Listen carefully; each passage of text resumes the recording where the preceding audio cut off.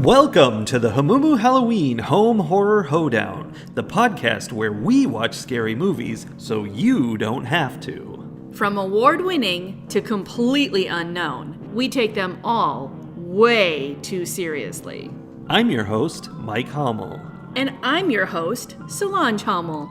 Now, warning, we use a ghoulish number of spoilers, so watch the movies first. Second warning, we don't know anything about anything, so don't take us seriously as we take these movies seriously. I learned something about grammar yesterday. What did you learn about grammar?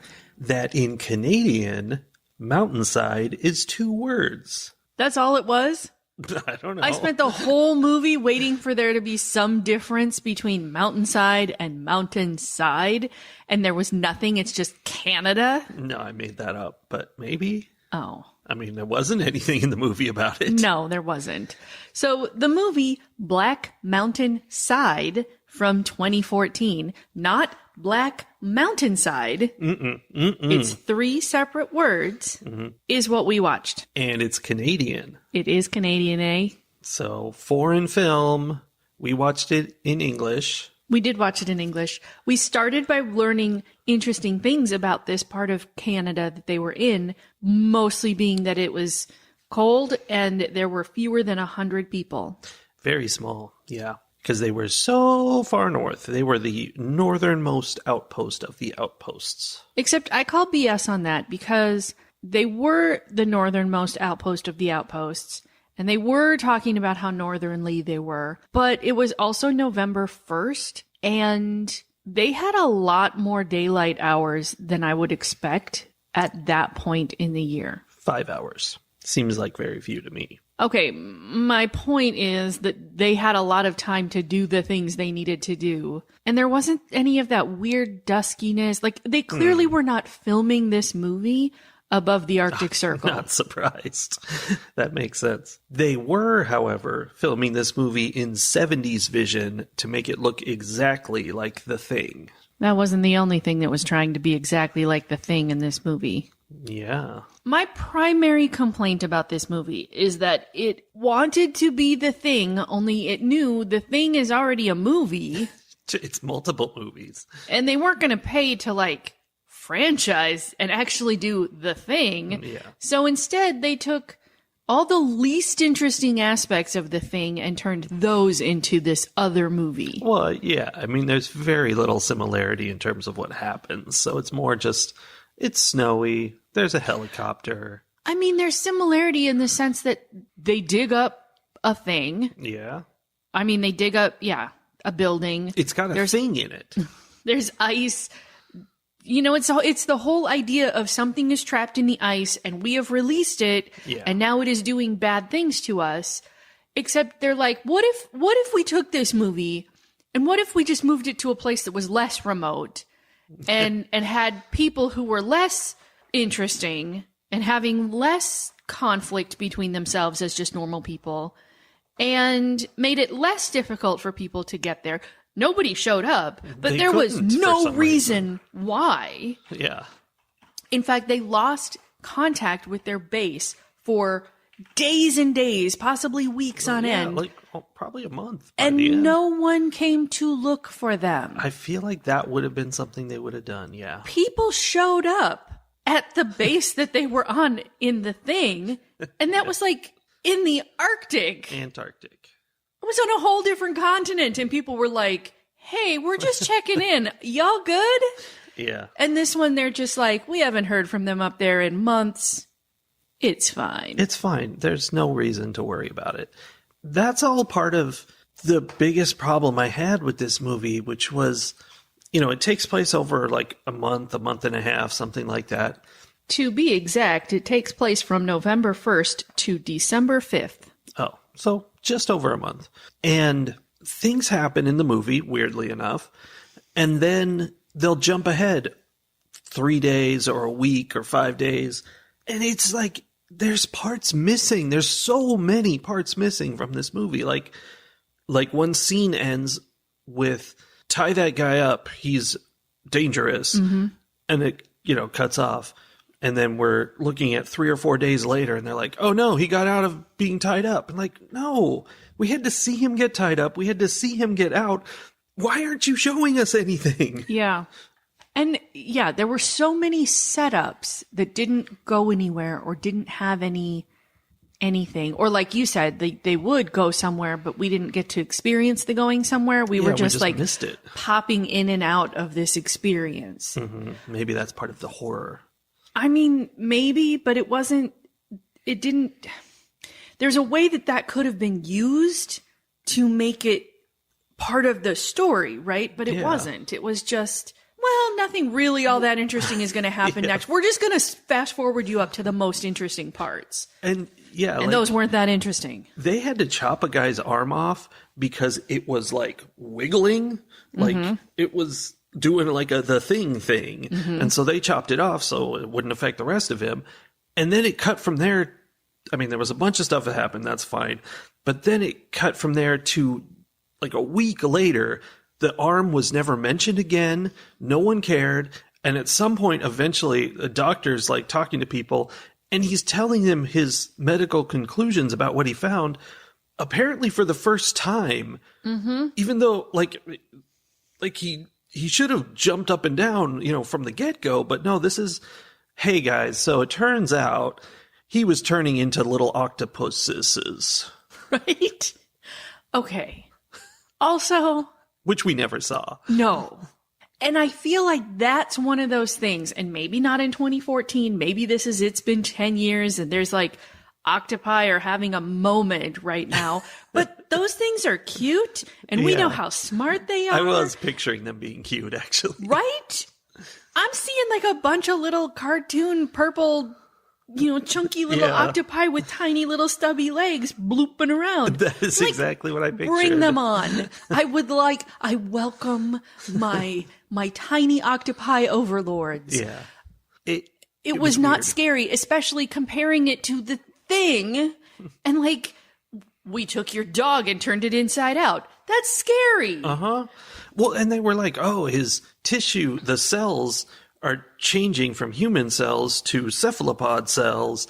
And they're like, oh, that's scary. Is he going to turn into sounds unhealthy. An octopus monster? And he's like, no, his parts of him are like coming off. Like and like either we got to see an army of little bloopy octopi jumping around, or this guy's got to grow tentacles and start slamming tables with them. Or even show us he's falling apart. Pieces of him are falling off. The only thing we saw come off was the arm, and that's because you took an axe to him. Yeah. And later some guy chopped his hand off, and that might have been the guy that they discovered had octopi in him. But nothing, just his hand got chopped off, and that's that. Also, I am not a scientist. Are you not? I am not. However, I do have some rudimentary understanding of how the human body works and what blood cells are used for and all of that. And I feel like if your cells are slowly becoming tiny octopi, that's going to have some like significant impact on how the human body functions. No, it makes you crazy. Well, that's all. Yes. But they just went on acting like crazy humans. Yeah. They just went on doing their crazy human things. I feel like at the very least, okay, I was reading an article about how they just gave this 12-year-old boy, or they just started doing this like blood therapy thing because he has sickle cell anemia, and they're like doing a thing where they're going to take his cells out and like fix them and put them back in. And the whole thing about sickle cell is that your cells aren't round, so they don't like bumper car off each other. They get caught in places and it causes pain and, causes parts of you to die, right? It's bad. Octopi are not round. I mean, they're round. Also, they have little tentacles and they grab onto things. Yeah. All I can picture is these cute little bloopy purple stubby-legged octopi cells grabbing onto each other and getting all caught up in various places in my body. Yeah. It's bad for me. You're going to have to just picture that, because at no point in the movie do we get any kind of like data. We don't get facts. We don't get to see them. We don't get a computer screen that's like, boop, boop, boop, 77% octopus. Nothing. It's just them talking to each other going, yeah, he's turning into little octopi. Bet you wish we had the budget to show you that. Also, it's the one guy telling the other guy his cells are turning into octopi, and the other guy going, dang, that's too bad. They were even the guy is like, I guess I'll just take your word for it. And then they were like, well, is it contagious? Like, that is very important, yes. But that's the extent of the kind of questions you're asking about turning into octopi. Yeah. To reiterate the timing issue, I want to point out, okay, in the scene that was marked November 15th, two very important things happened. First of all of their workers, who I called redcoats because they were all wearing red coats. Yeah. And I was like, oh, these guys are going to die. It was all the workers from the nearby reserve, which I assume is like the equivalent of a U.S. reservation. Yeah, it was they like said the reservation tribal at one or two native points. people coming and, were digging up their artifacts and making them do all the labor because that's super fun.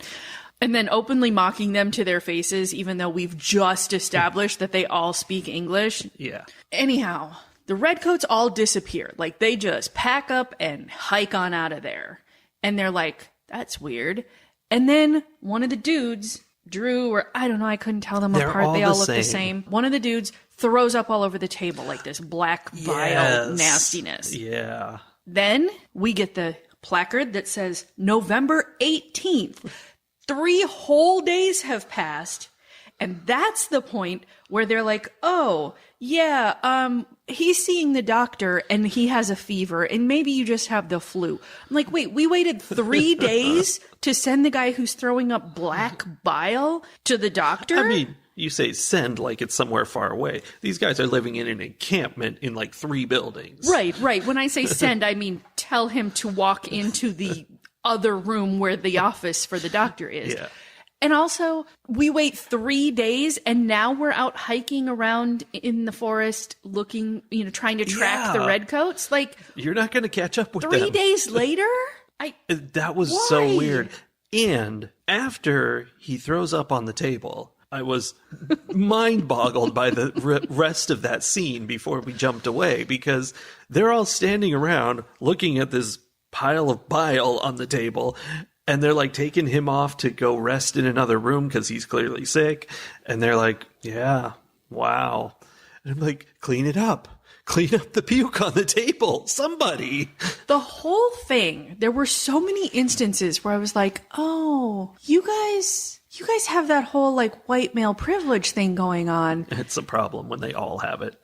And none of you are going to be the one who like does the women's work or like does the work of the poor indigenous people who we take advantage of. They had lost their servants and they didn't know what to do. Right? None of them, they were all very focused on other things, but completely oblivious to basic staying alive, being human things, which cannot possibly be the case. Like, you can't live in a base hundreds of miles away from everyone else months at a time and just be like, well, I don't clean things up and there's no women here, so I guess nobody does.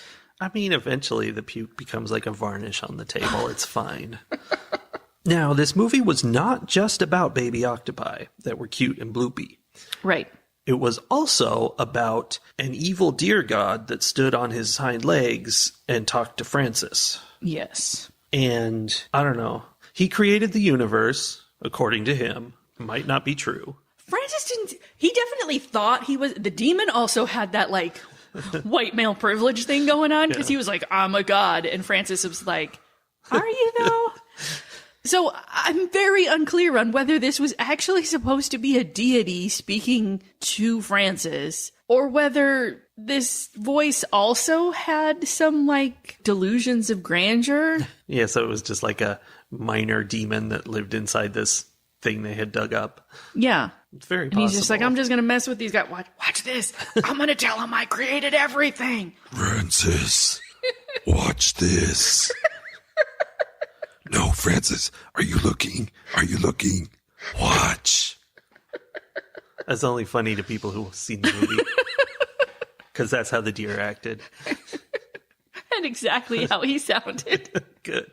I didn't know if I was doing it right. Okay, you say how the deer acted. The deer didn't act at all. It was literally something, it was like a taxidermied deer that was taxidermied to be standing up on his hind legs like a person. Yeah. And he's just like way out in a field somewhere as Real we hear far that away. voice. Yeah.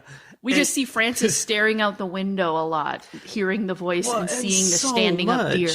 Most of the time, we couldn't tell what Francis was seeing. It would just like show the outdoors, and he's looking out there, and we're like, "What is it? What is it?"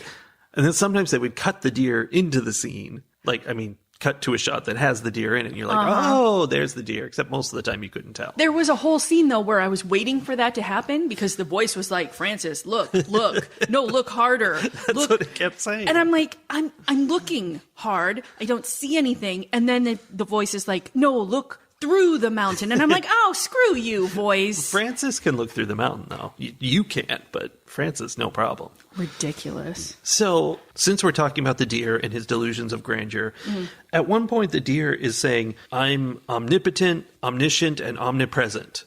No, well, he said, "Do you think I would be omniscient, omnipotent, and not omnipresent?" And then the very next sentence, the deer goes, I have to go. No, wait. No, it wasn't the very next sentence after that, though, because I also took notes on this conversation because I was like, what? Okay, what? No, okay, so he said all that thing, I clearly have all of these powers. Do you think I would have these powers and not those powers? I am all powerful. And then... when the only power he's demonstrated is that he can stand on two legs. Right? He can be a deer And standing talk. on two legs. That's pretty good for a deer. But then he asks Francis or Dean or whoever he's talking to, Drew, whoever he's talking to at that point, he's like, "Where were you when I created the stars?" Sort of like, "How dare you?" Yeah. And the guy he's talking to says, "You can't be a god. God isn't cruel. He doesn't kill men like this." And that's when Francis or the voice goes, I gotta go. I think my mom's calling me. He just like bounced right out of that conversation as soon as it got hard. And it was right after he said he's omnipresent. Like, no, you can't go. It's literally impossible for you to go. Okay. You're here. I literally hadn't thought about it in that term. Yeah. You're right. Yeah. He should be in all the places. He's already talking to his mom about why he didn't get home before curfew. Except he didn't, because he's always home. Before and after curfew. Oh, yeah. Yeah, he didn't use these exact words, but the note that I wrote down was, "Oh, gotta go." He did. He said, I'm pretty sure the actual quote is, I have to go. which is so dumb.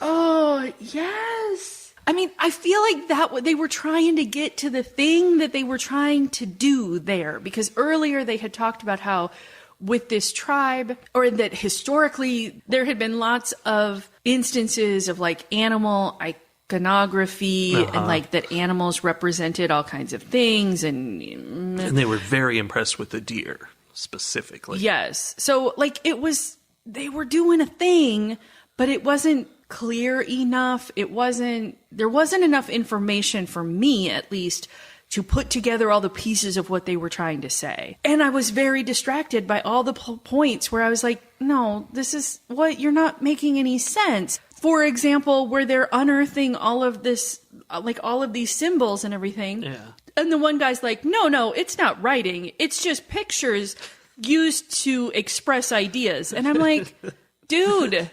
Yeah. Let me introduce you to this crazy concept called writing. So, like, it was so... the science of it was so bizarre. Like, your cells are turning into octopuses. Or, also, they're doing this archaeology stuff. But none of the scientists who were there are actually touching the archaeological dig in any way. No, they had people for that. Entirely making the redcoats do all of that. After saying that they had absolutely no training of any kind. Exactly. But then also they're standing out there showing like the new guy who comes by helicopter, because of course we had to have the scene at the beginning where it's all snowy and a helicopter comes in and I was like, oh, I get it. This is the thing. Yeah. So the Professor Olson comes in And they're showing him the dig, and they're like, oh, we found all this new stuff, but we haven't told anybody yet because, we want it to be all ours. And I'm like, okay, that's super scientific. They're showing him the dig, and one of the guys is smoking a cigarette and flicks the cigarette butt into the dig as they walk away. That super happened. Which I was so appalled by that I had to text my cousin, who is an actual archaeologist, and be like, we're watching this really scary movie and here's what just happened. And she's like, that is definitely a horror movie. That is like one of my worst nightmares. Mm-hmm. Yeah. So the science was so bad. And so then when they tried to get into the theology part of it, I was just like, you don't know what you're talking about. I can't with you. And that leads me to my philosophical question of the week. Okay. Soli. Mikey. Was there a deer god or demon or whatever that wanted to be a god? Or was that simply a mental side effect of the bacteria they had unearthed from the Ice Age? I have two answers to this, which is ironic. Which is ironic since you gave me two choices. No, I think that the people who made this movie made a movie in which a deer god came out of the ice and made them all crazy. Okay. I think. The movie that I watched, once that movie goes through my brain filter, it was a movie about people who were not very smart and who definitely got some kind of weird thing and they were hallucinating, and like there's some bacteria or whatever that came from the Ice Age that their brains and bodies were not prepared to manage, and they all lost their minds and attacked each other and did crazy things, and that's what that movie about. That definitely happened. And none of the other stuff happened. And those red coat guys noped out of there because they were like, oh, these white people are nuts. We're going to go before we get this. That makes sense. They probably got it, though. Okay, now I want to come back to that. Okay. I want to come back to that idea. But what's your follow-up question? My follow-up to your first theory is, then was the disease real? If the deer god was making them all crazy, was it just that they were crazy? Or was it also turning them into octopi? I don't know. I don't know. Nobody knows. Was there ever a thing crawling through that guy's arm? They all seemed to see it. Yeah, but they're all But there crazy. was nothing, like, it's not like they hacked off his arm and then they had to fight the thing that was in his arm. Or it just examine disappeared. it in any way, or think about it. Right. I don't know. Maybe not. That was the only, like, special effect in the whole movie, was his arm wiggling. There were many times where somebody, like, the corpse was talking to the one dude and he bashed its skull in with the butt of the gun because it was telling him to do stuff. And like, maybe there was no disease, maybe nothing. I don't know. I don't know. Maybe they thought it was a disease because it was the only explanation that their brains could come up with to explain this thing that was happening. They didn't have the words or the experience to name it, really. Yeah. And we have no evidence of any science that was done to reach that conclusion. No. And I guess that's why I feel like this was a movie about a deer god that came out of the ice, because the theology part of it, as absolutely not cohesive as it was way more cohesive than any of the actual science of it. Like, they were like, we're really interested in this, mind game piece of it. Yeah. You could tell that somebody had done some thinking about it, whereas they were like, we're going to dig a hole. That's what archaeologists do. I don't know. This guy's going to look in a microscope and he'll see something. Maybe octopi. I don't know. Maybe. Like, they didn't put any thought into the science of it. No. They're like, what would be really weird to find in your blood? Octopi? Yes. Yeah. Write it down. Yes. But it's really hard to show. So let's skip over it. Right. But maybe that's just more evidence that it was not happening at all. Maybe. I don't know. That makes sense too. Was there anything wrong with their communication device? Who knows? The other people were answering and they're just like, hey, are you there? Are you there? And it's but like, again, yes, we're here. Why for a whole month did nobody come and check on them? That's inexplicable, except if the deer god was like locking down their area and like transporting them to an alternate dimension of their very own. Maybe. We'll never know, because the one guy at the end of the movie who thought he was escaping, this is the dramatic finale to the movie. Oh yeah, one guy is dying of a gunshot wound, and he tells the other guy, "You've got to just go to the reservation. It's 90 miles away. Just go walk 90 miles to the reservation in, 50 below weather." And he starts going. He's going to go. He's going to get away. Despite the fact that earlier when the Redcoats left, they all had multiple conversations about how those guys were never going to survive. There was no possible way that these people who lived and their entire culture was about this space, there was no way they were going to make it back. But this dude who flew in on a helicopter 4 weeks ago, he would be fine. And you forgot the other part of that. They believed they had a severe communicable disease that had to be quarantined, and that he was just going to be walking into this reservation carrying it on him. Oh, well, that's historically accurate. Yeah, he didn't care. He steps in a bear trap and the movie ends. Yeah. Oh, wait. Before that, though, the guy who had been gut shot is like, I need to blow this base up because, again, we are recreating the thing. Yeah, we are. So he goes into a shed somewhere and pulls out a box, like a a crate. Crate. Yes, crate that he pulls out, and he turns around, and the crate has a huge label on the front that basically says, "Caution, very explosive."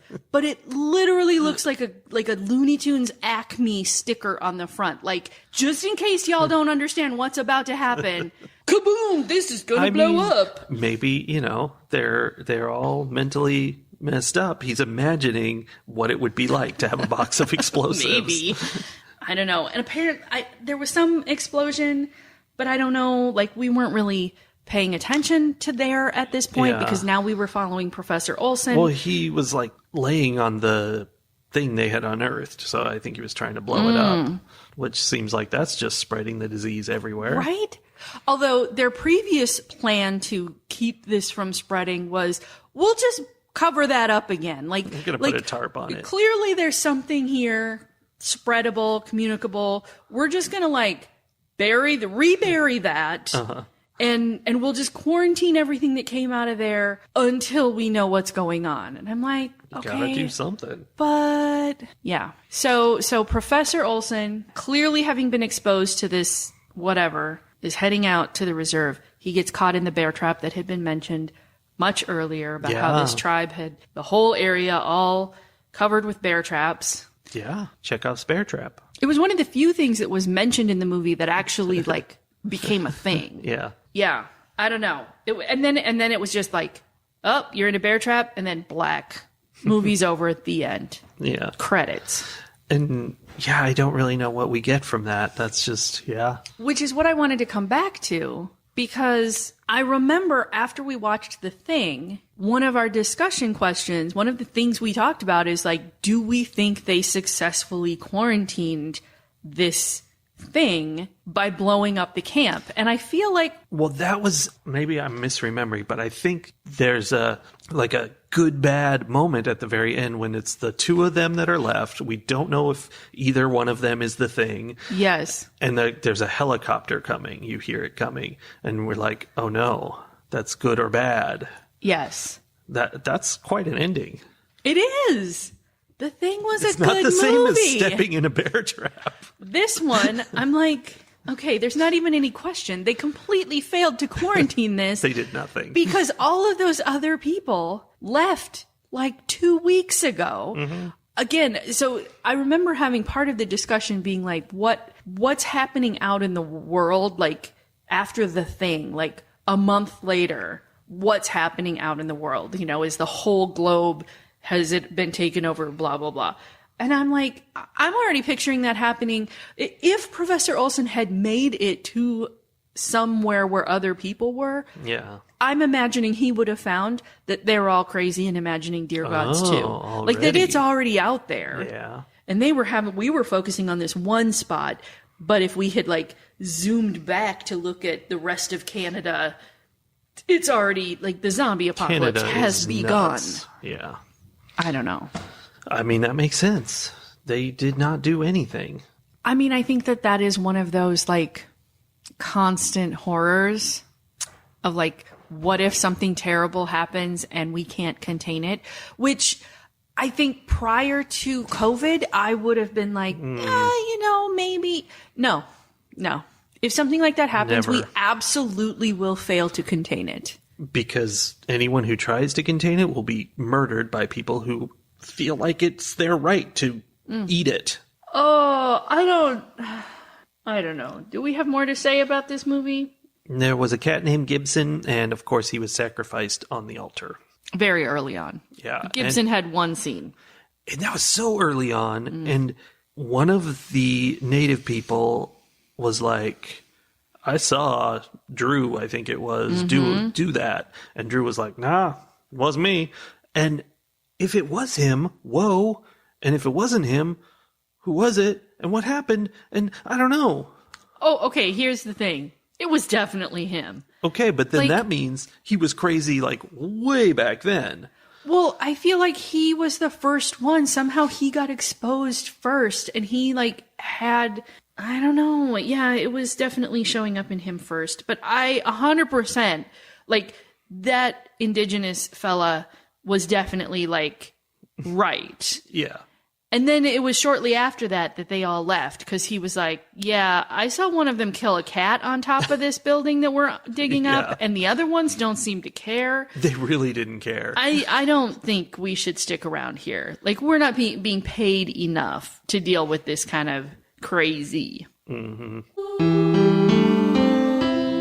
Ratings. As far as ratings for Black Mountain Side go, when I think of it in terms of the art of what was being made, just the visual sound, all the pieces, it wasn't bad. There were definitely scenes where I'm like, oh, they're trying to do a thing with the lighting here. Like, there were lots of situations where somebody was sitting on the far side of the room in a strategically placed beam of light in a very gloomy, dark space. And I don't think it worked. Like, I could tell they wanted it to be doing a thing, and I was just like, ugh, pretentious, was my response to it. Not like, oh, this is giving ambiance. Yeah. So I feel like there was definite effort put into it, but that effort was missing the mark in a lot of ways. When I think about the storyline of it and the plotting and everything, it was all wrong. The pacing was wrong. There was no continuity in terms of like how people behaved. It's not that, oh, there's a glass there and now there's not. It was, that's not how humans behave. There was too much urgency when I didn't know why, and there was absolutely not enough urgency when Most of the it was time. clear they should be worried. So it didn't click for me. And then you add on the piece where it's so blatantly obvious that this is, let's be generous and say, an homage to The Thing. It is. And I'm like, really? You had this to look at for your example? And this is what you came up with? It's like all the cakes on the show nailed it. Yeah. They did not nail it. And, I don't know. So I guess, before I score it, I do want to say the deer standing up on its hind legs off in the distance is a creepy look. Right. I do find that very creepy. And why is that? Well, we have deer that come to our house, and this has never happened with the deer here in Texas, but in Minnesota, the deer are bigger. Yeah, they are. And they stand on their hind legs. They do not stand on their hind legs, but more than once I have looked out the window and we get that like dusky, it's much further north. So we get that kind of weird dusk light more often than I experience down here in Texas. And I have looked out the window toward like pine trees and such, and I have seen an alien looking back at me. And I've been like literally had an internal immediate, holy crap, what is that feeling? Yeah. Until I realized that it's just that the deer is positioned exactly right so that all I can see is its weird alien head and its weird front legs. And you can't see the rest of it. So it looks like a two-legged thing with a weird head staring at me from across the yard. Yeah. In the shadows. That. And it was, I first saw those out there and I was like, okay, I called you over and I'm like, I know those aren't aliens. What am I seeing out here? Why am I seeing aliens?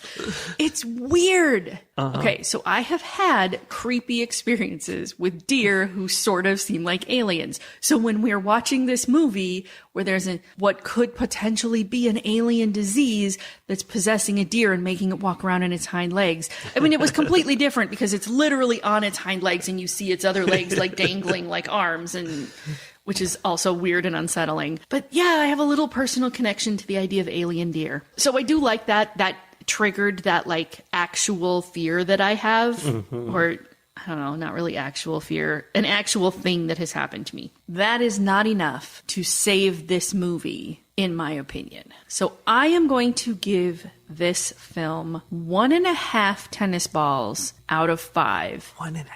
I know, and that feels harsh. But to be honest, I'm slapping it down a little bit because, dude, do not try to recreate The Thing and give me this piece of Black Mountainside. Okay. Yeah. I was really liking the visuals of this movie in the beginning because they're using, I don't know if it's filters or whatever technology to make it look the way it looks. It looks like it was filmed in the 70s, and it really looks like The Thing, like in terms of style and everything.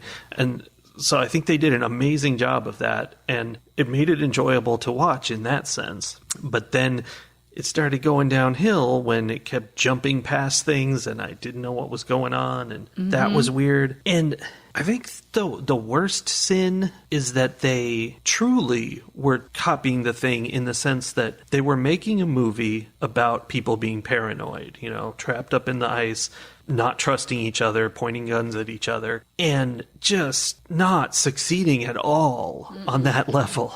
Like, just completely blowing it. And that's the killer. Like, it could, if it had just been like they're turning into octopi and, you know, like maybe one of them becomes a monster and starts hitting them with tentacles, or, you know, it's just horrifying that he's melting away. Like Cabin Fever is about people just getting sick and how scary that is. Great. But instead they tried to make it about this whole paranoia thing, and it just didn't do it. Like, I think maybe because no one really seemed to care that much about what was going on ever.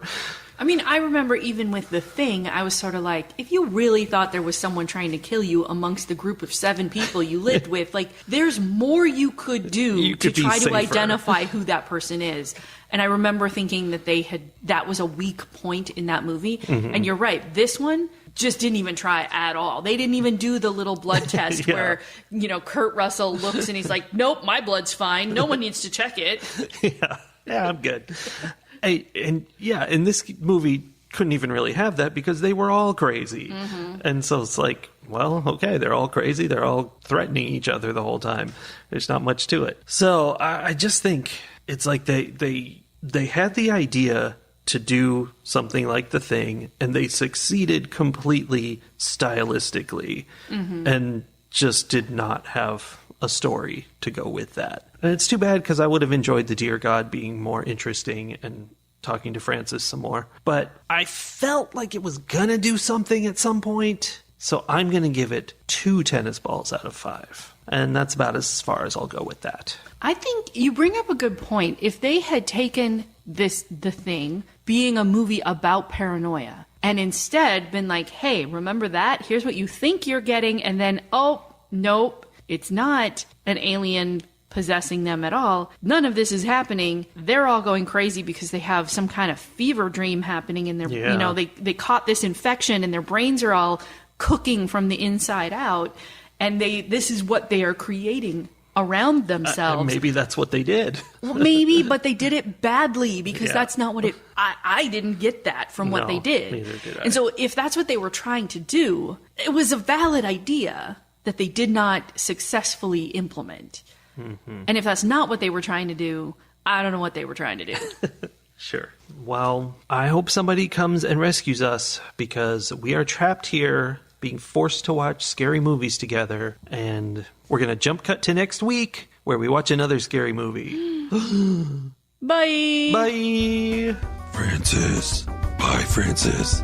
It was nice talking to you.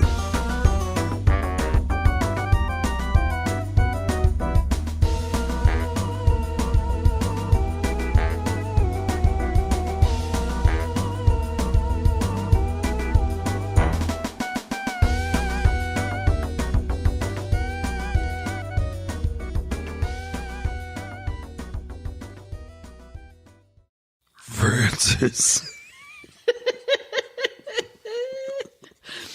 The neediest demon ever. No, wait, Francis. Wait, I have something else to show you. Where are you going, Francis? Francis, pay attention.